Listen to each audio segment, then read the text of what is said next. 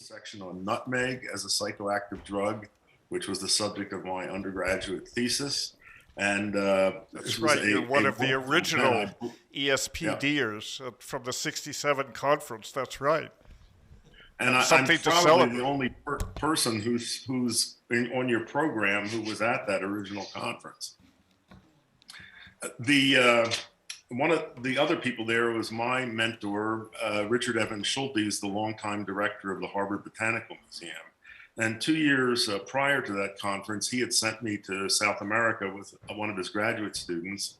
I had just finished my first year of medical school, and we were supposed to collect large quantities of leaves of a few plants to send to a pharmaceutical company in the US. And I was going to go to Colombia first, then Peru and Bolivia. And just before I left, Dick Schultes said, be sure to chew coca when you're in Peru and Bolivia and get to know that plant. So I did. And in the summer of 1965, I spent time in the Andes. I used coca myself. I began collecting information on its uses in indigenous medicine in the Andean population. And that got me very interested in the therapeutic possibilities of using coca as a physician. So I began writing about this, and in the 1970s and 1980s, I put a lot of effort into working to educate people in both North and South America about the differences between coca and cocaine, the therapeutic potential of coca, and the possibilities of making it available. This was premature.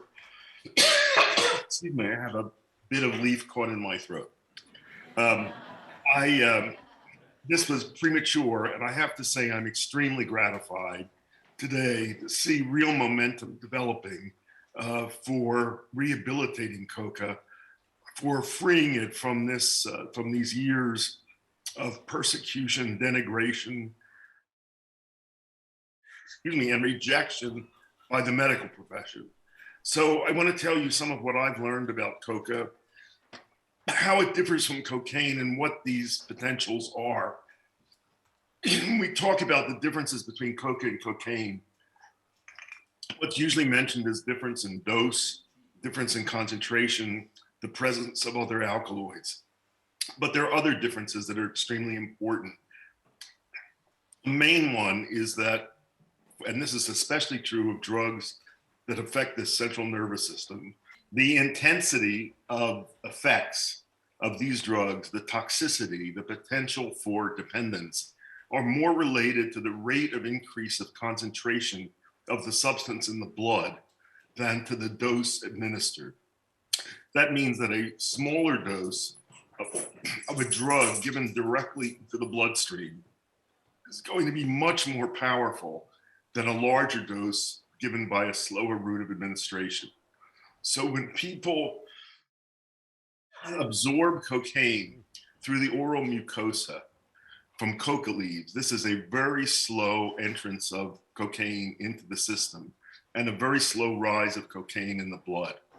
When people snort cocaine, smoke it, inject it, there is a rapid rise in blood concentration and a much greater effect and a much greater potential for trouble. So that is a major difference between the way that coca is used and the way that cocaine is used. In addition, there is the modification of cocaine by the other alkaloids, the other substances in coca, all of that. But this difference between the route of administration is critical. The main uses that I found, and this is well known, of coca leaf in traditional Andean medicine are first as a major remedy for gastrointestinal conditions. For any painful or spasmodic conditions of the GI tract, coca is a superior remedy. Curiously, Andean Indians say that coca will treat both diarrhea and constipation. That makes very little sense from the point of view of Western pharmacology, but it is a fascinating point, and I'll come back to that in a moment.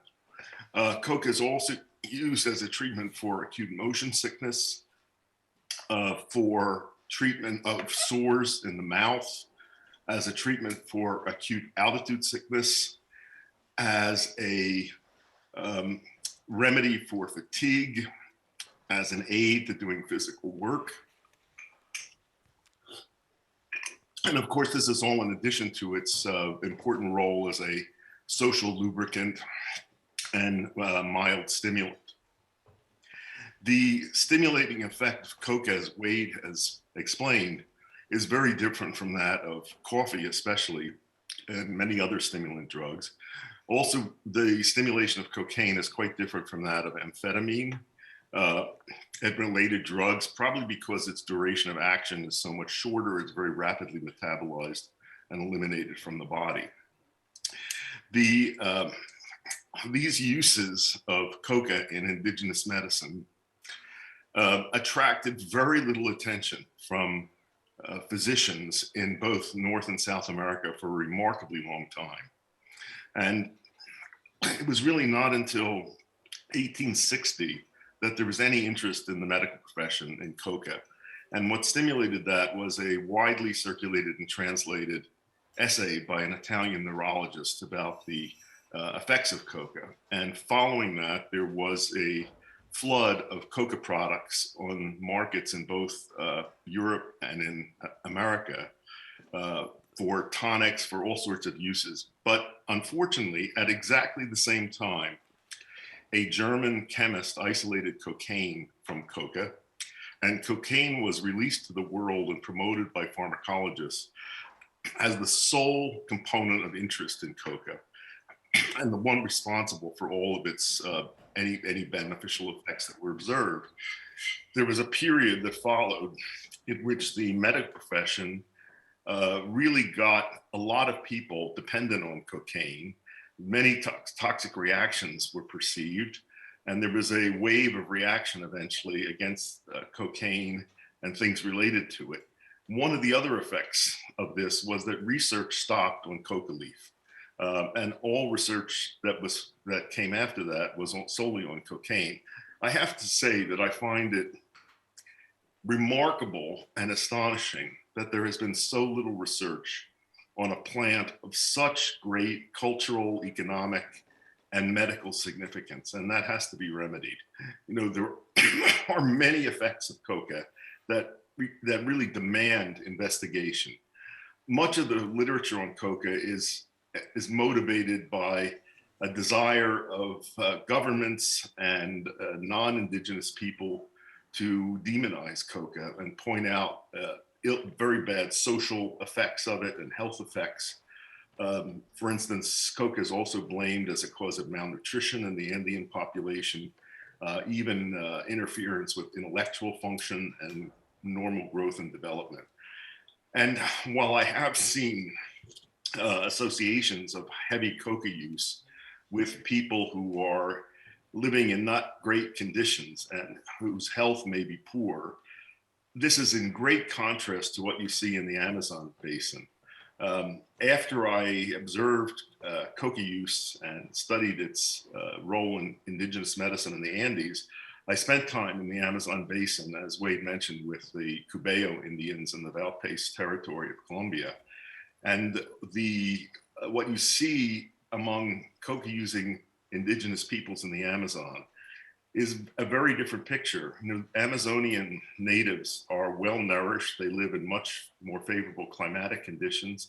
And even though they use coca heavily in the form of mambe, the powdered form, you don't see any of these associations that you see in some of the deprived communities of the Andes.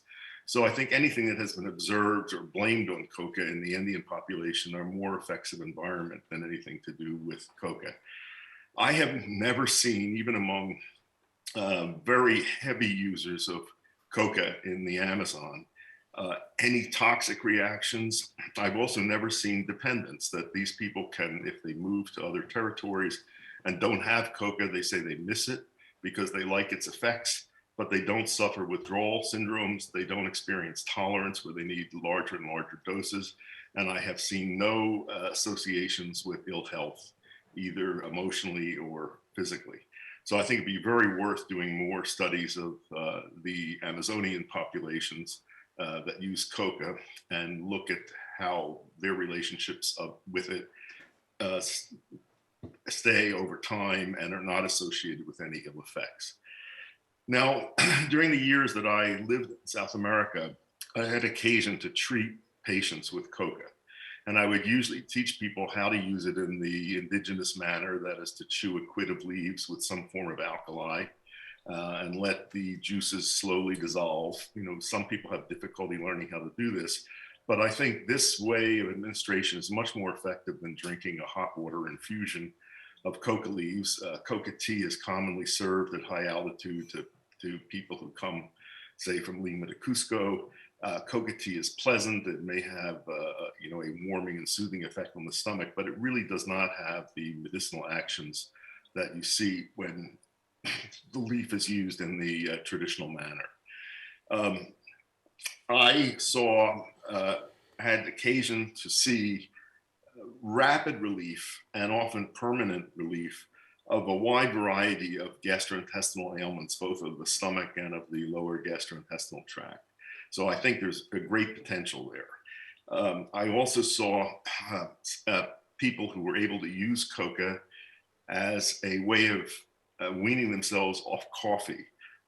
Coffee is for many people, a strong irritant of the stomach and strong stimulant of the lower GI tract, often causing problems. And coca has the opposite effects. It's soothing to the GI tract. I also find that the stimulation of coffee is much more harsh and jangling than that of coca, and this may be due to a difference in the modifying effects of the other alkaloids on cocaine, so that the form of stimulation is different.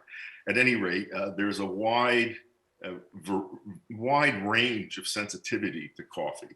Some people are quite sensitive to it, and I have patients who have no idea that their nighttime insomnia is due to their drinking 1 cup of coffee in the morning.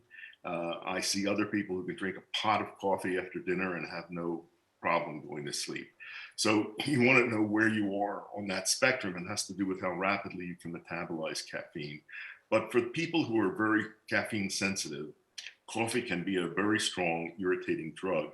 And I think one indication that I would look to is using coca as a way of weaning people away from coffee. I think that would be I think there would be a big market for that in both North and South America. I think coca can also be used as an aid to weight loss. It has definitely an appetite suppressive effect. It also gives you something to do with your mouth and provides a very pleasurable taste experience. And it gives you this sort of muscular energy, which if you use that, say, to do some sort of physical workout, I think this could be extremely useful as an adjunct to a weight loss program. There are, I think, very interesting possibilities of investigating coca as a normalizer of metabolism, especially of carbohydrate metabolism. There is some research suggesting that the use of coca by indigenous people of the Andes protects them from the development of type 2 diabetes. That population has a very high frequency of the genes for expression of type 2 diabetes. But if they're eating their traditional diets and chewing coca and being physically active, the disease does not occur. If, if those people move to lower altitude and begin eating more fat and more carbohydrate and more sugar especially, and stop chewing coca, often diabetes appears. There is also a little bit of research showing that chewing coca normalizes blood sugar, whether it's too high or too low. And this is from a little bit of research done in both humans and in mice. That should be followed up on. That is a very interesting effect. The possibility that coca may be useful as a component of lifestyle modification, dietary modification, to cause diabetes, type 2 diabetes, either to go into remission or not be expressed in the first place. I mentioned this curious observation that that native people say that coca treats both diarrhea and constipation. This is a fascinating fact. As I said, it makes no sense in terms of Western pharmacology. The cocaine is a stimulant, and it's a gut stimulant. So obviously, it could be useful for diarrhea, for constipation, like other stimulant drugs. That kind of sympathetic nervous system stimulation will rapidly cause a bowel movement. But what could that possibly do for diarrhea except make it worse? Well, here is a very, very curious fact about the Coca alkaloids. If you look at their molecular structure, this is a family of related compounds. They are in what's called the tropane series of alkaloids, which are related to drugs like atropine and scopolamine and hyoscyamine that are found in plants of the nightshade family. These are gut paralytics. They stimulate the parasympathetic nervous system, and a number of them, atropine and scopolamine, have been used in medicine in the past to treat diarrhea by paralyzing gut muscles. So there's a kind of built-in paradox here that these alkaloids, looking at them, you would think they would be gut paralytics, and yet cocaine is a gut stimulant. So here's what I think. I think that this is a pattern that I see with many medicinal plants. Nature produces complexes of related molecules. And in these complexes, there are both agonists and antagonists. That is, compounds that push and compounds that pull against physiology. What does the body do when it gets this mixture of compounds that have this kind of ambivalent effect? I think it gets to choose which it responds to. And that is not, I'm not attributing any kind of mystical intelligence to the body. I think this may have to do with which receptors are available for binding at the time that that complex mixture comes in. This is a very different way of treating the organism than giving a single compound that gives a strong pharmacological push in one direction. And that is how our standard medicine works. We use single compounds that have single actions, and these give the body no chance in how to respond. On the other hand, when you use these complex botanical mixtures that often have this ambivalent potential, you let the body participate in the therapeutic equation. And this is something I see in Chinese herbal medicine, in many other uses of botanicals from traditional cultures. For example, in Chinese medicine, there are herbs that are said to both raise low blood pressure and lower high blood pressure. Many of these natural products are considered tonics or normalizers of body function. And I think Coca is in this category. Cocaine is certainly a central aspect of the pharmacological activity of Coca. It is responsible for the local anesthetic properties. It is responsible certainly for much of the stimulant effect, the antidepressant effect, the energizing effect. But I think the effects on the GI system and the effects on metabolism are in this category of normalizing properties resulting from a complex mixture of related compounds. And this would be a fascinating area of study. And of all the plants that I've looked at, I think this is one of the best examples of this, because the molecular structure of the Coca alkaloids suggests one action, and yet what we observe with cocaine is an opposite action. So I think this is the basis of this normalizing function. And I think this happens with metabolism in general, and especially carbohydrate metabolism. And we have nothing like this in conventional medicine. So as I said, in the 1970s, 1980s, I put a lot of effort into trying to educate people about these effects of Coca and to see what could be done to make it available here, and to teach physicians about its uses. As Wade said, an advantage is that Coca is by chance in Schedule 2 in the US Controlled Substances Act. And this is simply because cocaine is there, because it has accepted therapeutic use in dentistry and in ophthalmology. And so Coca was just put in, Coca and cocaine are put in as a phrase In Schedule 2 is defined as drugs that have a high potential for abuse but recognize therapeutic potential. So that's a whole different ballgame from Schedule 1 drugs, all the cannabis, psychedelics, a whole other slew of them, which are defined as substances with high potential for abuse and no therapeutic potential. Of course, that's absolutely not the case, but getting things out of Schedule 1 is a much more difficult proposition than dealing with Schedule 2 drugs. The obstacle to using Coca, and this is certainly in North America, is that while it is defined as having recognized therapeutic use, there's no legal source of it. And also, there is no accepted medical use at the moment in conventional medicine, or as the Federal Drug Administration defines it. I have proposed these uses that I've mentioned, and I've begun to explore ways that Coca could be made available. And I have to say, I'm very gratified at the moment to see momentum building after all these years to finally rehabilitate this sacred leaf, to explore ways of creating legal exports for it, of opening markets for it throughout the world, making it legally available, and teaching people about the great differences between coca in whole leaf form and cocaine as an isolated substance. I'm especially grateful to Cody Swift and the River Styx Foundation for starting a project in this area. And I think in the next few years, finally, we're going to see a change in perception about coca.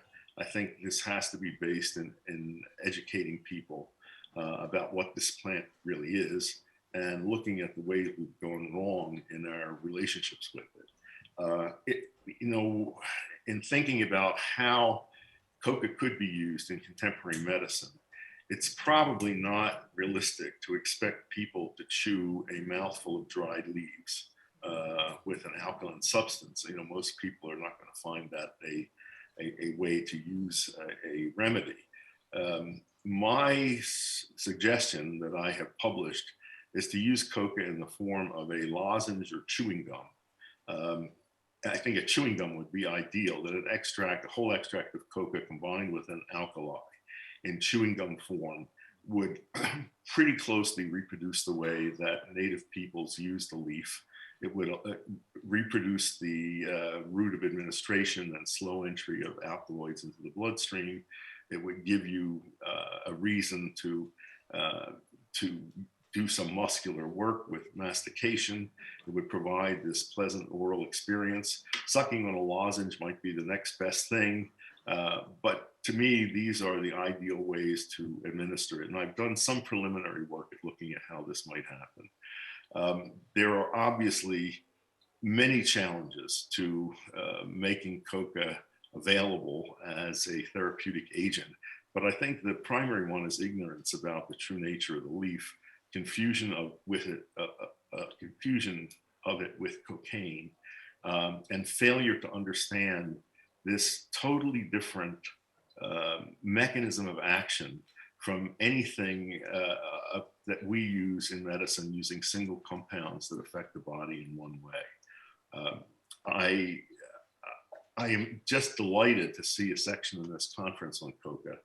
And even though I really stopped working in this field many years ago, as I said, I put a lot of effort into it, and it's very gratifying to me to see finally the momentum picking up for making these changes. So I think I'm going to stop there and invite questions. I'd be very happy to have discussions with you about anything that I've said.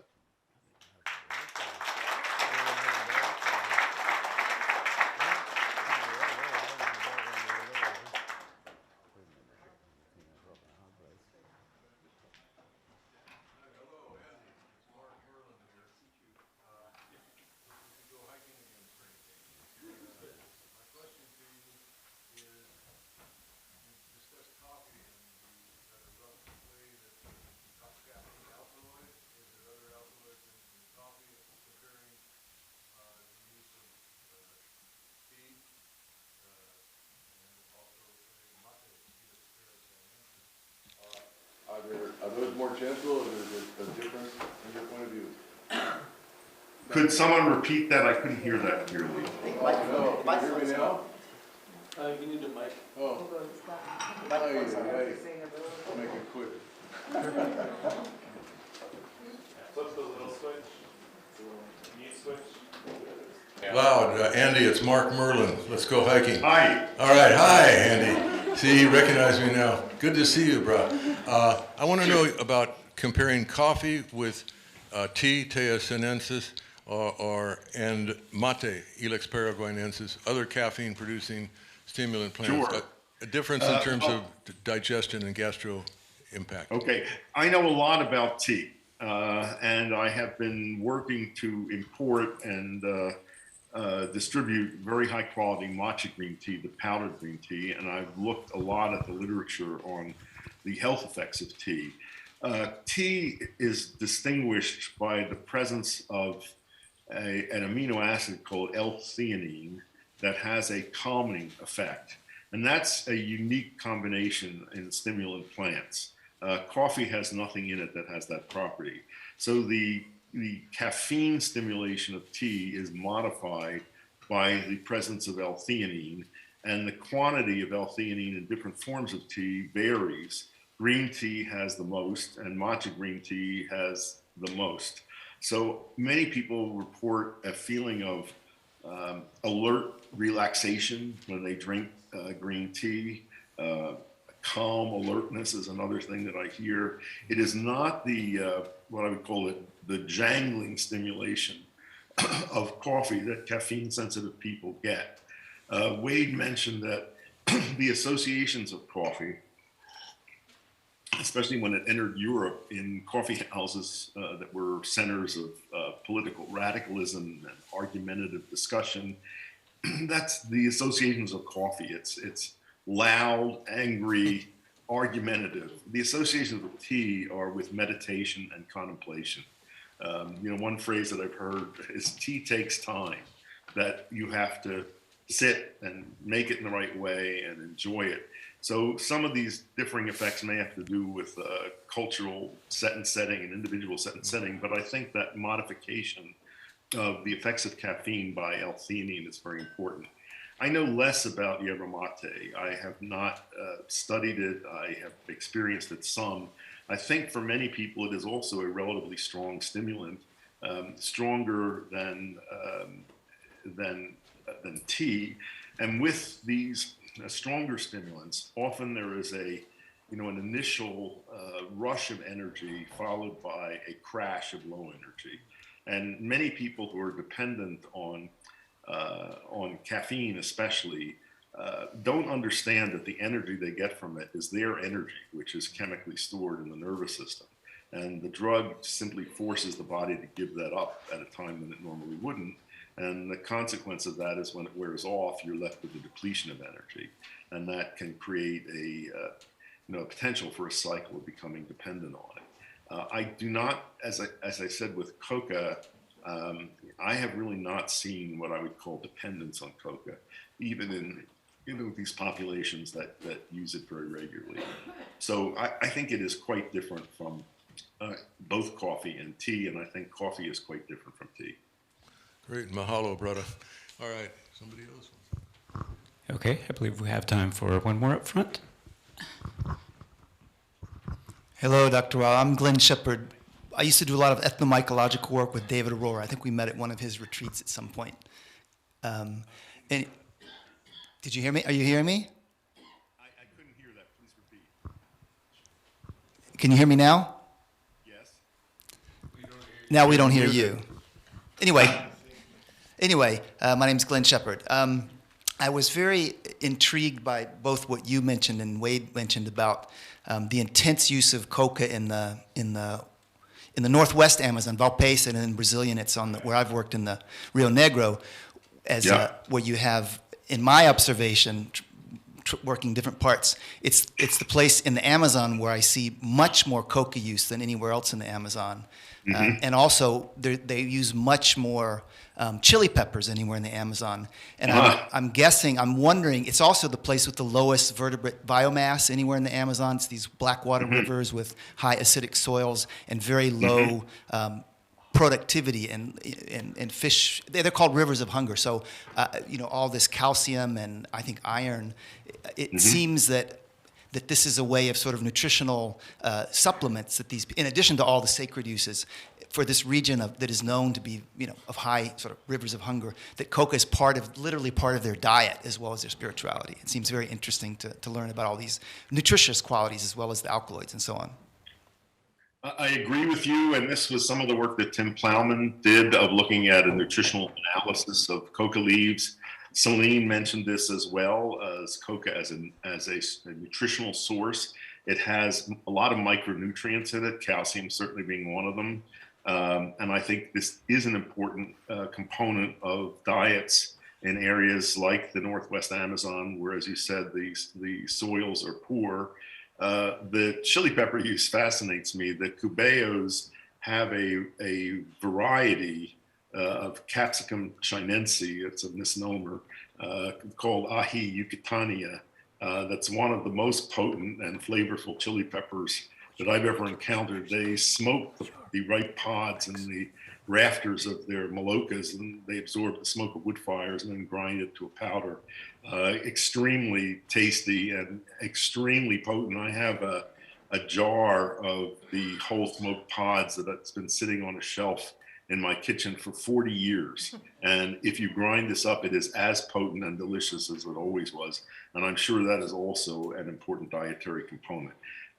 I think we should do much more work on the nutritional value of coca. There has been, a paper published disputing Plowman's original findings, and I think this needs to be clarified. I absolutely believe that this is an important dietary component. Well, thank you very much, Andy. Very informative presentation. It seems to me, as you know, there are many supplemental products from coca available in Peru and Colombia, including lozenges and chewing gum and this sort of thing. In terms of trying to get policymakers to reverse course and recognize the benefits of coca, short of completely overturning the current regulatory framework for coca, do you think it might be possible to get an FDA-approved study going with looking at, say, chewing gum and diabetes, or chewing gum and intestinal disorders, and accumulate good data? We'd like to believe that good science will change policy, but we also know how intransigent policy can be. But maybe that could be a step forward. I think it's a very important step, Dennis, and it's one that I've been pushing for. I think the only obstacle I see is that there is such little interest in studying coca, and I find this just remarkable and astonishing. As I said, a plant of such great historical, cultural, economic, medicinal importance has been so neglected by researchers. I don't think there are real legal obstacles there. I think we could get studies going easily if we just found people that wanted to do them and funding for them. Well, so perhaps somebody could, in a position in academia somewhere, a pharmacologist somewhere could get the funding to do this. I'm sure the FDA could be persuaded. This would make such a difference, to people's health. Absolutely. And not only that, but to public policy, and just reverse the whole equation around coca and cocaine. So high priority. Yeah. Thank you so much, Andy. Appreciate it pleasure. very much.